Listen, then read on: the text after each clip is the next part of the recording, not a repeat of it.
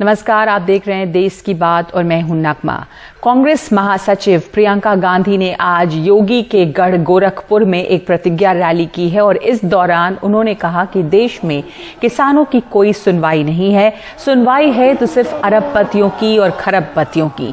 प्रियंका गांधी ने कहा कि योगी आदित्यनाथ गुरु गोरखनाथ जी के विचारों के विपरीत शासन चला रहे हैं, चाहे ब्राह्मण हो या दलित या फिर अल्पसंख्यक, सभी का शोषण हो रहा है।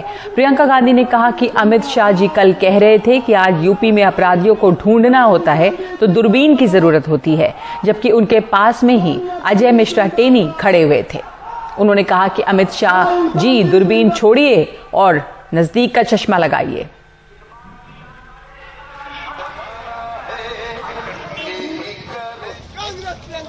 गृह मंत्री हैं, वो कह रहे थे कि अब उत्तर प्रदेश में अपराधियों को ढूंढना पड़ता है तो दूरबीन की जरूरत पड़ती है, लेकिन उनके साथ में कौन खड़ा था? उनके साथ में कौन खड़ा था? उनके साथ अजय मिश्रा टेनी खड़े थे जब वो ये कह रहे थे। मैं कहना चाहती हूँ, दूरबीन छोड़िए, चश्मे लगाइए। आपके साथ मंच पे खड़े होने वाले के बेटे ने किसानों के साथ क्या अत्याचार किए हैं, उसके खिलाफ कार्रवाई करिए। लखीमपुर खीरी में जिस तरह से किसानों की हत्या की गई और उनकी बिल्कुल सुनवाई नहीं हुई, उन्होंने दिखाया कि किस तरह से किसानों की इस देश में बिल्कुल सुनवाई नहीं रही। आज अगर किसान प्रताड़ित है, त्रस्त है, तमाम समस्याओं से जूझ रहा है, तो सरकार उसकी इतनी भी मदद करने के लिए तैयार नहीं है। जो आस्था नेताओं में होती है वो हिलती है, और जब वो आस्था हिलती है तब आपकी एक बहुत बड़ी जिम्मेदारी होती है कि आप प्रश्न पूछें। आप ये पूछें कि ये हमारे साथ क्यों हो रहा है। जो आपने वादे किए, जो आपने मंच पे खड़े होकर हमें बताया, उसके बारे में आप क्या कर रहे हैं? आज का युवा बेरोजगार है। उत्तर प्रदेश में ही 5 करोड़ बेरोजगार युवा हैं। आपको शायद मालूम नहीं होगा, लेकिन 3 युवा हर रोज आत्महत्या करते हैं बेरोजगारी की वजह से। 10 लाख सरकारी नौकरियां खाली पड़ी हैं। भर्तियों में जबरदस्त भ्रष्टाचार है। किसानों के लिए मैं कहना चाहती हूँ कि हमारी ये प्रतिज्ञा है कि हम आपका पूरा कर्जा माफ करेंगे।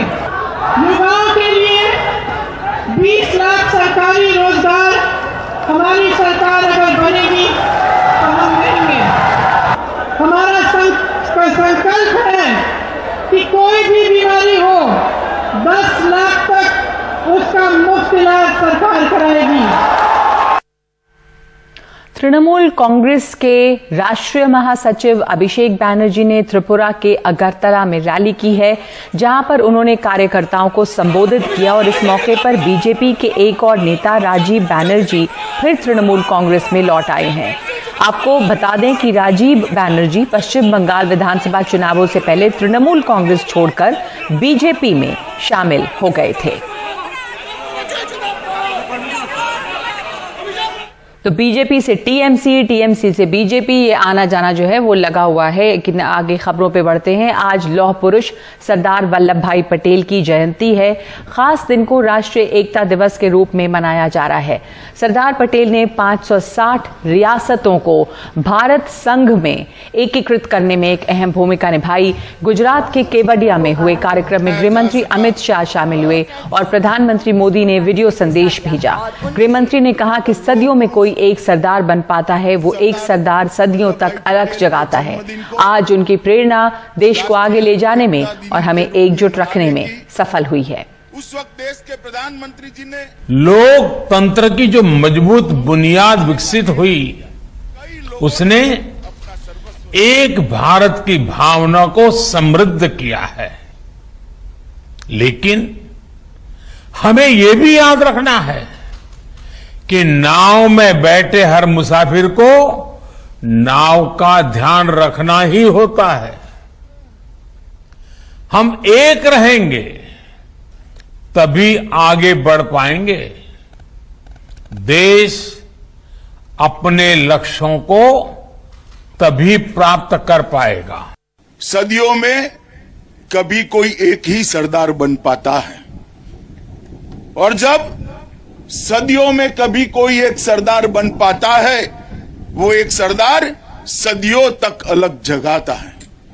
आज हमारे सामने सरदार साहब नहीं है, मगर परेड करते हुए जवान, सांस्कृतिक कार्यक्रम रजू करते हुए हमारे बच्चों के चेहरे पर जो भाव था वो सरदार पटेल का ही भाव था। सरदार साहब की दी हुई प्रेरणा ने ही आज इस देश को एक और अक्षुण्ण रखने का काम किया है, और आज उनकी प्रेरणा देश को आगे ले जाने के लिए हमें एकजुट रखने में सफल हुई है।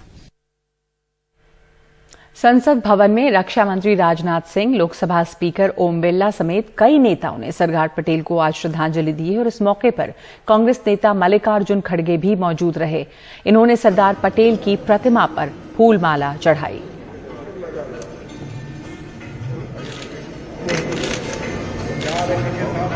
लखनऊ में सरदार पटेल की जयंती पर मुख्यमंत्री योगी आदित्यनाथ ने श्रद्धांजलि दी और इस मौके पर लखनऊ में खास कार्यक्रम हुआ, जहां पर काफी बड़ी संख्या में लोग शामिल हुए।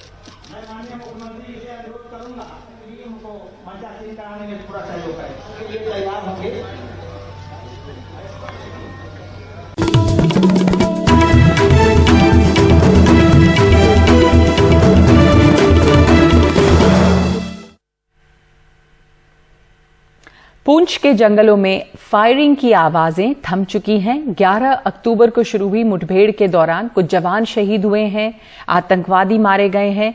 देखिए नजीर मसूदी की ये रिपोर्ट। करीब 3 हफ्ते तक भारी गोलाबारी के बाद पुंछ के जंगलों में बेचैनी भरी शांति।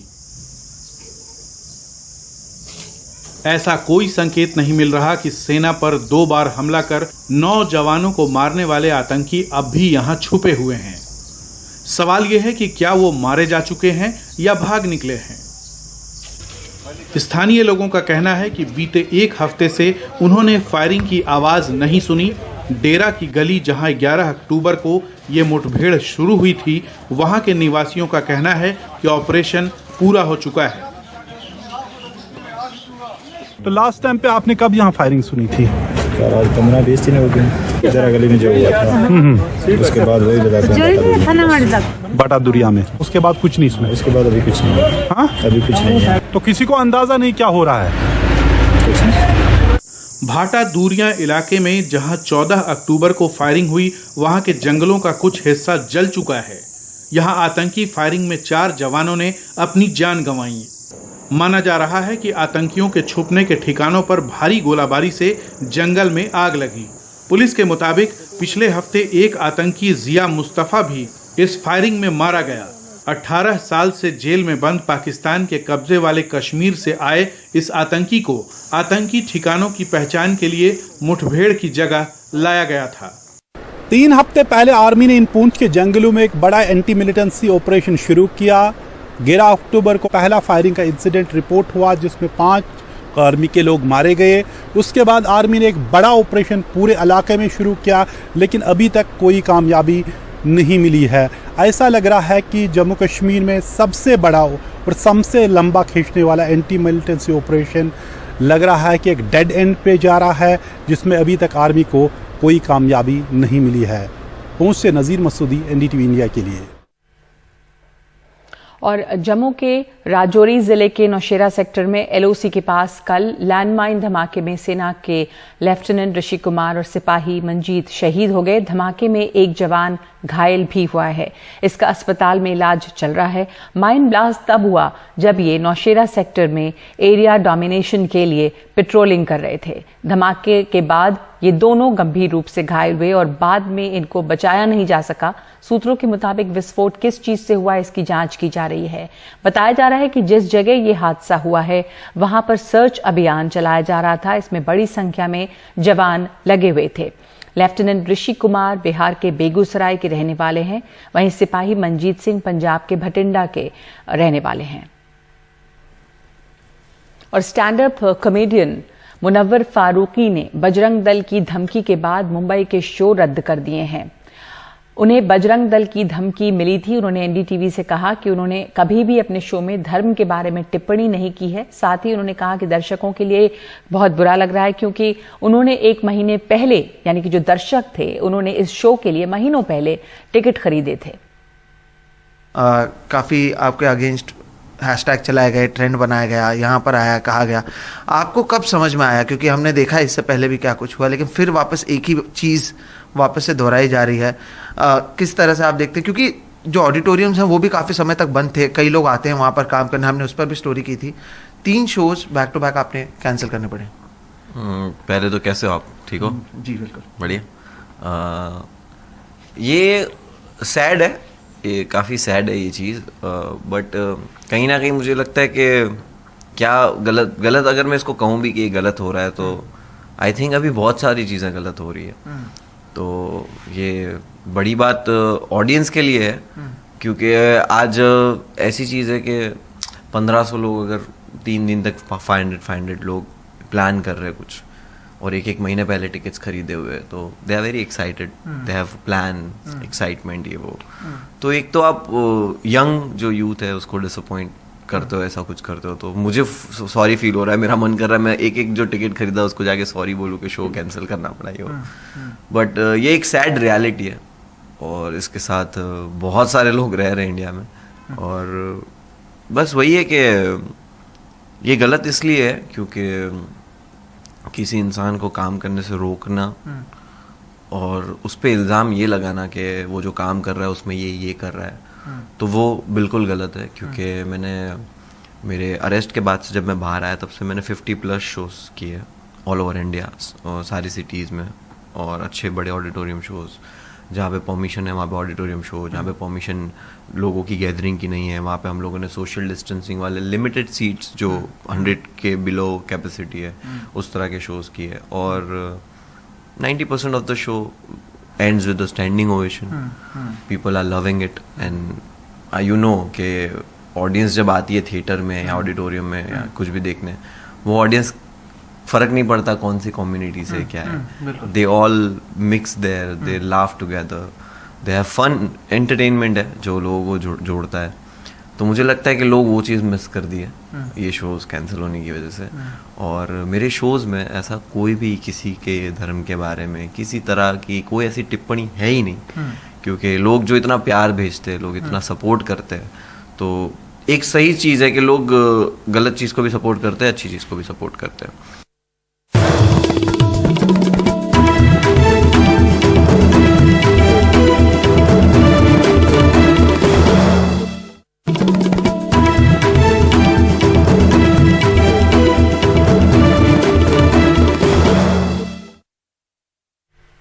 बिहार में मजदूरों से ई श्रम कार्ड बनाने के नाम पर वसूली हो रही है।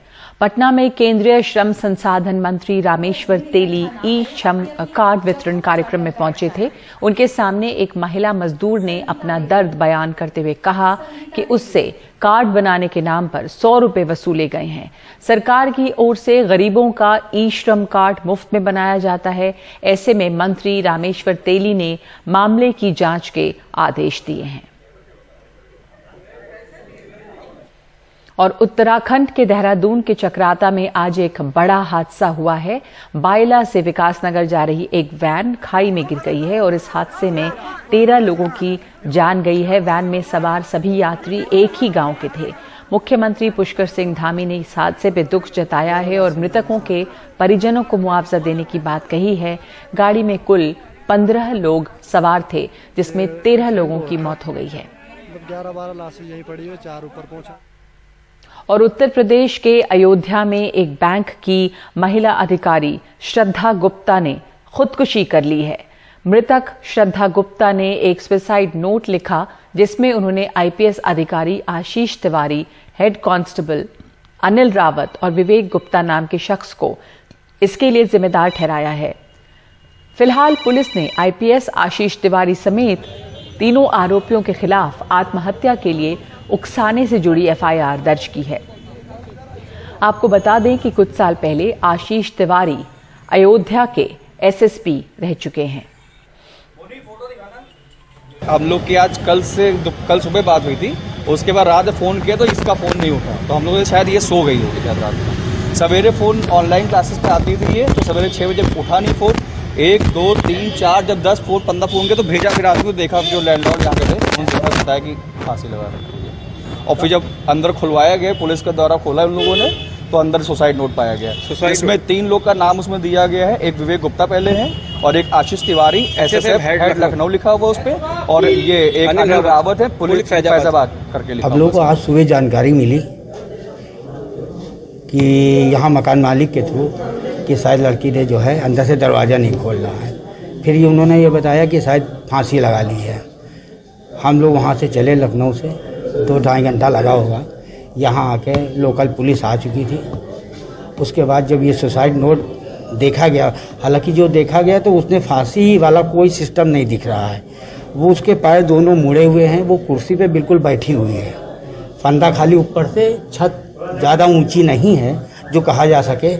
इसमें 3 नाम आ रहे हैं जो सुसाइड नोट पे हैं। वहाँ पे एक नोट मिला है, उस नोट को विधि संगत तरीके से पुलिस ने कब्जे में ले लिया है। उसकी जांच कराई जाएगी। उसमें कुछ नाम हैं, कैसे ये नाम हैं इसमें, ये जांच का विषय है। जांच करके जो भी इसमें तथ्य सामने आएंगे उसके अनुरूप कार्रवाई सुनिश्चित की जाएगी। जैसा मैंने बताया, मैंने तो कहा कि बॉडी लटकी हुई मिली थी, अब पोस्टमार्टम में ही मृत्यु का कारण पता चलेगा तो चीज़ें और स्पष्ट हो जाएंगी। गुजरात के कच्छ जिले में के एक गांव में नए बने राम मंदिर में प्रवेश करने पर दलित परिवार पे जानलेवा हमला किया गया है। धारदार हथियारों और डंडों से हुए इस हमले में 5 लोग घायल हैं। पुलिस ने 5 आरोपियों को गिरफ्तार भी किया है, लेकिन 15 आरोपी फरार हैं। वारदात के खिलाफ खूब विरोध हो रहा है। दलित नेता जिग्नेश मेवाणी ने इस पर सख्त कार्रवाई न होने पर विरोध प्रदर्शन की चेतावनी भी दी है।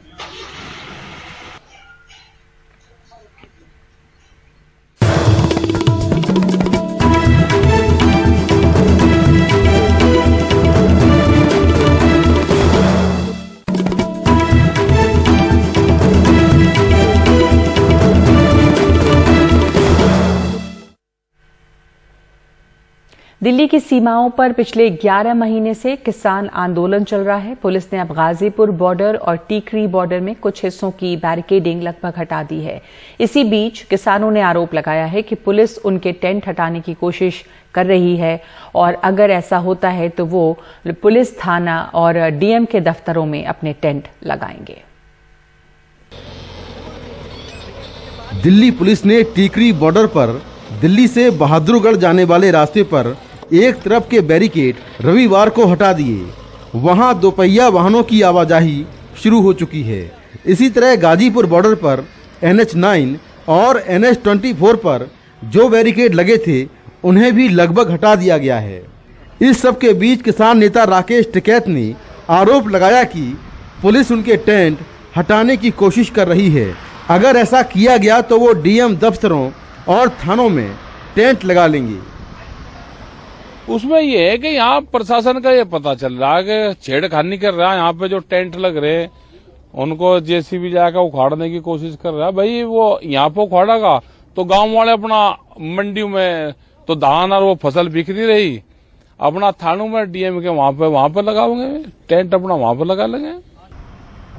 हालांकि पुलिस का कहना है कि राकेश टिकैत के आरोप गलत हैं। किसान पिछले 11 महीने से दिल्ली की सीमाओं पर बैठे हैं। सुप्रीम कोर्ट ने कई बार कहा कि सड़कों को बंद कर लोगों को परेशान करना ठीक नहीं। इस पर किसानों ने कहा कि सड़क उन्होंने नहीं बल्कि दिल्ली पुलिस ने बंद की है। दिल्ली पुलिस का जवाब है कि सड़क पर किसान बैठे हैं, लिहाजा सड़क पुलिस ने बंद नहीं की है। रास्ता आप देख के आइए, एक गाड़ी का रास्ता खोला है छोटा सा, उसमें गाड़ी एम्बुलेंस तो पहले भी निकलती थी, एम्बुलेंस या छोटी गाड़ी निकल रही है, रास्ता खोल दें, ये हमें क्या परेशानी है। लेकिन सुप्रीम कोर्ट कह रहा है कि सड़क पर बैठना ठीक नहीं है, दूसरों को परेशानी होती है इससे। अच्छा जाए कहाँ हमको जगह दो, कहाँ जगह देंगे। हम यहाँ सड़कों पर तो हारे बारी पड़े हैं, कोई रह के तो देखो सड़कों पर। कुल मिलाकर बैरिकेटिंग हटाने के बाद भी अभी सड़कों पर आवाजाही शुरू नहीं हो सकी है। किसान कहते हैं कि वो अब दिल्ली जाएंगे। पुलिस का कहना है कि अगर कोई जबरन दिल्ली आया तो पुलिस उससे अपने तरीके से निपटेगी। नई दिल्ली से कैमरामैन मोहम्मद मुरसलीन के साथ मैं मुकेश सिंह, एनडीटीवी इंडिया। विपक्ष के बड़े नेता गोवा का रुख कर रहे हैं। कल बंगाल की मुख्यमंत्री ममता बनर्जी और कांग्रेस के नेता राहुल गांधी दोनों पणजी और आसपास अपनी सियासी जमीन तलाश करने की कोशिश कर रहे थे। अगले साल इस राज्य के चुनाव होंगे और बीजेपी को इस बात की राहत होगी कि मैदान में ज्यादा दल हुए तो विपक्ष का वोट बढ़ जाएगा। मपूसा में ममता बनर्जी की पहली जनसभा। 2 दिनों तक गोवा में रहने के बाद शनिवार को वापस बंगाल गईं। शनिवार ही को राहुल गांधी पणजी के आजाद मैदान पर मोटरसाइकिल पर बैठकर आए।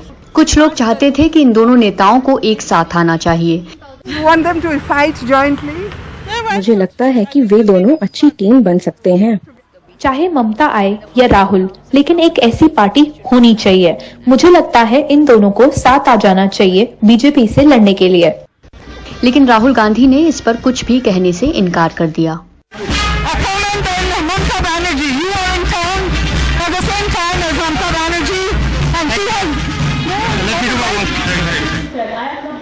ममता बनर्जी ने कांग्रेस पर बेहद तीखा हमला बोला।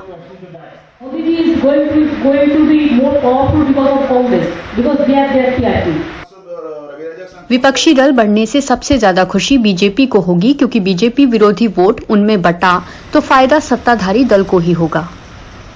सपने में भी डर नहीं है, वो इनकम्बेंसी कट कर देगी, कुछ तो हो जाएगी, होती है वो। So who is the loser? We are not the loser. Let Congress, तो कांग्रेस को खाने के लिए आ गई तो खाने दो। वैसे विजय सरदेसाई जैसे दिग्गज नेता बीजेपी का हिसाब किताब गड़बड़ा सकते हैं। पूर्व कांग्रेसी जो बीजेपी सरकार में उप मुख्यमंत्री भी रह चुके हैं, उन्होंने शनिवार को ममता बनर्जी से मुलाकात की। We are a symbol. हम गोवा की क्षेत्रीय भावना के प्रतीक हैं। हम विलय नहीं कर सकते। क्या आप तमिलनाडु के छोटे दल से कह सकते हैं कि विलय कर लो? समान विचारधारा के दलों को मिलना चाहिए। विलय नहीं बल्कि साथ आना चाहिए, और साथ आना एक अच्छी शुरुआत है।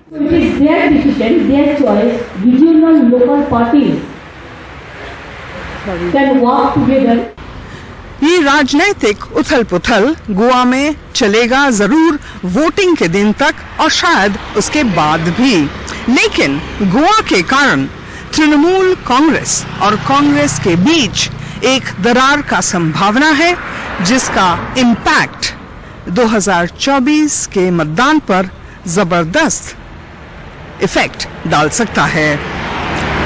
पंजिम में अशोक महाले के साथ Monideepa Banerjee, NDTV India. Delhi NCR में हवा का स्तर एक बार फिर से बिगड़ने लगा है और दिल्ली के कई इलाकों में पिछले कुछ दिनों से हवा काफी खराब श्रेणी में पहुंची हुई है। दिल्ली एनसीआर के प्रदूषण में एक बड़ा हिस्सा पराली जलाने का भी है। हवा के बिगड़ते स्तर से सांस और फेफड़ों की बीमारी से जूझ रहे लोग बहुत चिंतित हैं। ऐसे में अब सड़कों पर उतरकर लोग प्रदर्शन कर रहे हैं। नई दिल्ली से मेहर पांडे की रिपोर्ट। 18 साल के आदित्य दुबे नोएडा में अपने कमरे से नहीं निकले हैं, क्योंकि प्रदूषण के कारण उन्हें सांस लेने में दिक्कत होती है। मुझे इस मौसम में हर साल एलर्जीज हो जाती हैं। आपको खांसी सुनाई दे रही होगी। मेरे पास तो इनहेलर्स और एयर प्यूरिफायर्स हैं, लेकिन जो लोग सड़कों पर रह रहे हैं, हालांकि उनके और मेरे समान अधिकार हैं, लेकिन वो लोग ऐसी बीमारियों से जूझ रहे हैं जिनके बारे में वो कुछ नहीं कर सकते। सरकार बस दूसरों पर आरोप लगा रही है। इन्होंने राहुल गांधी के घर के बाहर प्रदर्शन किया ताकि पंजाब में कांग्रेस की सरकार पर दबाव डालकर किसानों के पराली जलाने पर रोक लगाई जाए। साल भर पहले सुप्रीम कोर्ट ने इनकी याचिका के बाद वायु गुणवत्ता प्रबंधन के लिए एक आयोग बनाया। अब उनके साथ और लोग भी जुड़ गए हैं।